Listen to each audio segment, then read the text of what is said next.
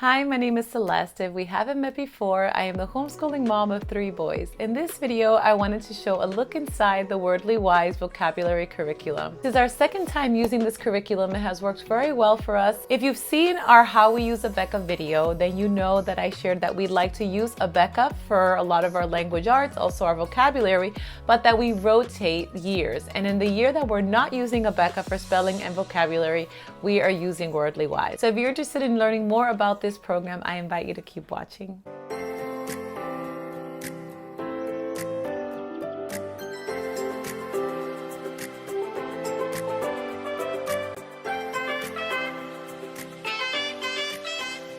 So I'm going to be showing you a look inside the 8th grade level and also the 6th grade level.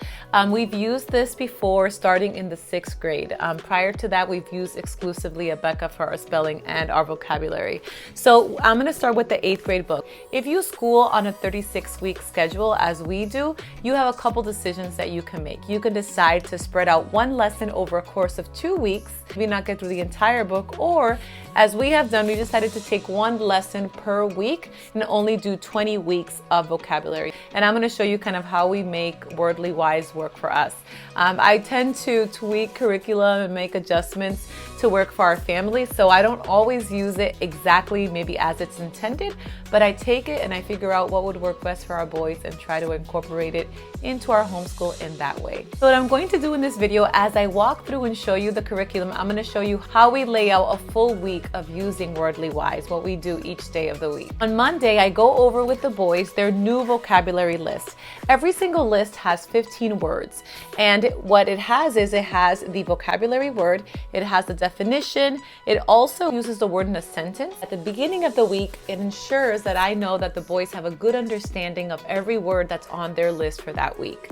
In addition to going over that list with them, then they will do the first activity, which is activity A. So every single lesson has 5 activities, so it's A, B, C, D, and E. The boys on Monday will do the activity for A. So in this case, it's the 12th list, it'd be 12A. On Tuesday, I give them a choice. They can choose either the activity B or activity C.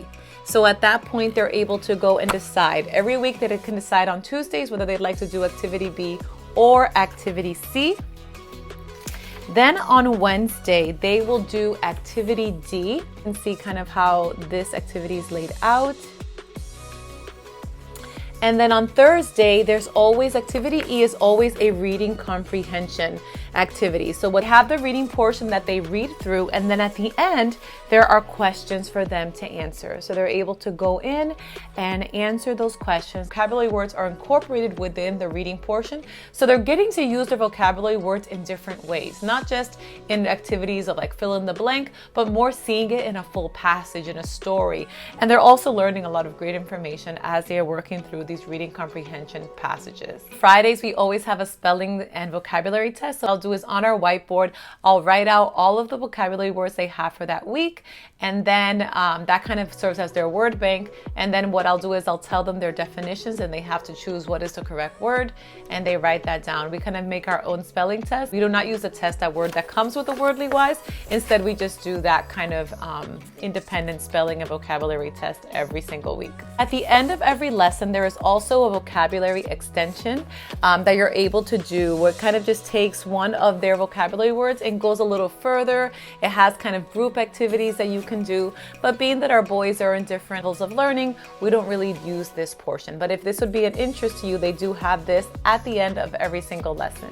Every 4 lessons, there is also a review, and usually it's in the form of an activity, like a hidden message, and so they're able to go and take the vocabulary words from those previous 4 lessons and use this. Another thing that you can do, and just one of what I do, is I take 1 week and I allow them to work on that review throughout the week. So that adds in 4 more weeks to the 20 vocabulary. So again, if you're working on a 36-week schedule, that's something that you can do. You can stop every time there's a review and take a week just to review any vocabulary words, maybe look at vocabulary words that they had initially gotten wrong, and kind of take that week to be able to review and solidify those words. The 6th grade book is laid out in the same exact way. There's a little extra artwork on this one. This actually, my son drew some faces on the 3000, but it's set up in the same exact way. So again, he also will get a vocabulary list, a word list with 15 words as well, but it's to the 6th grade level.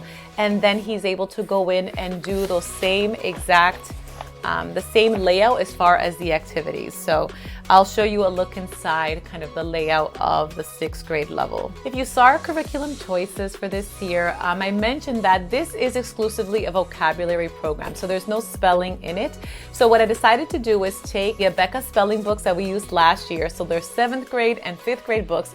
There were a few lists at the end that they didn't get to. What it is, I copied those into notebook paper and just pasted them right into their LiQWYD book. So these are Abeka spelling words from the end of their book. I wanted to get use out of those words. They're great. And because Abeka is pretty advanced, usually about a grade level advanced, I find that these spelling words, even though they were at the end of the 7th grade book, are very appropriate for 8th grade level of learning. So that was a way to kind of incorporate spelling. So what I do is I shared also a video that talked about different spelling activities that we do.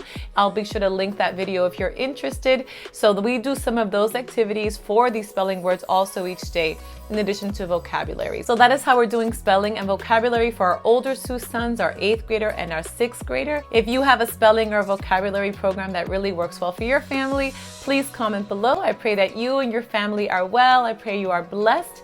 Thank you so much for taking the time to watch this video, and I look forward to talking to you soon.